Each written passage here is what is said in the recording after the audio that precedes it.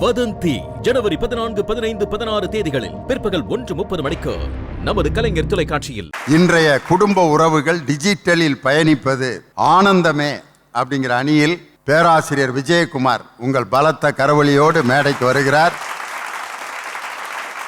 இந்த பட்டி மண்டபத்தின் பாங்கறிந்து சுவைக்க வந்திருக்கின்ற ரசிகர் பெருமக்களே, இன்னைக்கு ஒரு நல்ல தலைப்பு. குடும்ப உறவுகள் டிஜிட்டல் வழியிலே பயணிப்பது ஆனந்தமா ஆபத்தா? என்ன சந்தேகம் உங்களுக்கு? குடும்ப வாழ்க்கை டிஜிட்டல்ல போறது சந்தோஷம் தானே. ஊட்டி வரை உறவுன்னு ஒரு படம், MS விஸ்வநாதன் இசையமைச்சிருப்பார். P சுசீலா ஒரு பாட்டு பாடியிருப்பாங்க.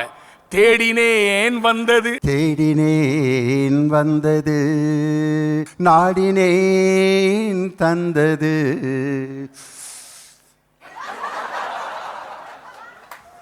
கேரி விஜய் ஆடுறதை விட அந்த புகை ரொம்ப அழகாக டான்ஸ் ஆடு.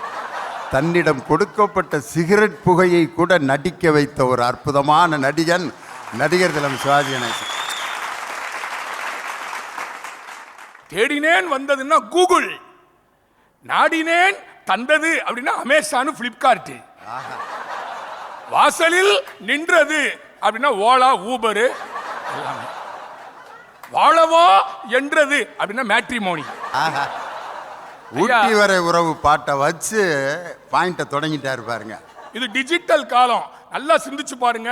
பொங்கல், தீபாவளி, நியூ இயர் எல்லாம் வந்துச்சுன்னா பெண்கள் போய் புடவை எடுக்கிறது ரொம்ப கடினம் இல்லைங்க. அந்த உலகத்திலே மிகச்சிறந்த தியாகி யார் தெரியுமா? அந்த துணிக்கடையில் வேலை பார்க்குற அண்ணாச்சிகள் தான். ப்ளூ கலர்ல இருக்கு, கொஞ்சம் சிவப்பு கலர்ல. இந்த ஆளு கீழே நிப்பாரு, புடவை மேல நிற்கும். அந்த தியாகியாக இருக்கிற அந்த ஆளுக்கு கூட ஒரு விடுதலை வாங்கி தந்தது டிஜிட்டல் தான் சார்.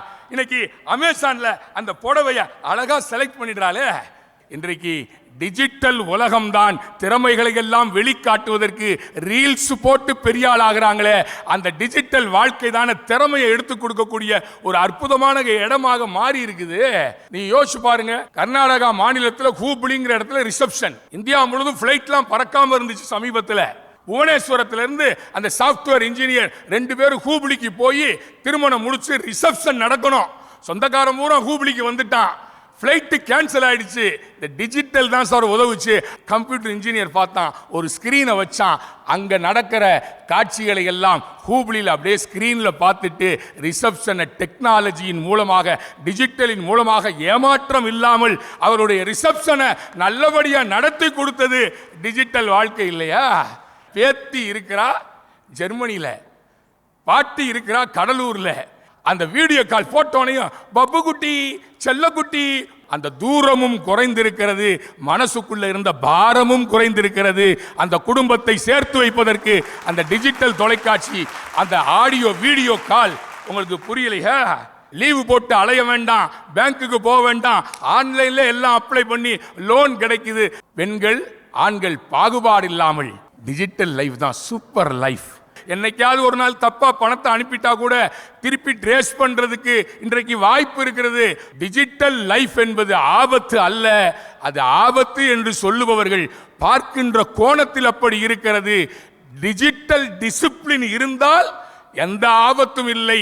டிசிப்ளினாக இருக்கிறதற்கு நாம் சொல்லிக் கொடுப்போம் என்று சொல்லி வியக்க வைத்த ரசிக பெருமக்களுக்கு நன்றி, வணக்கம்.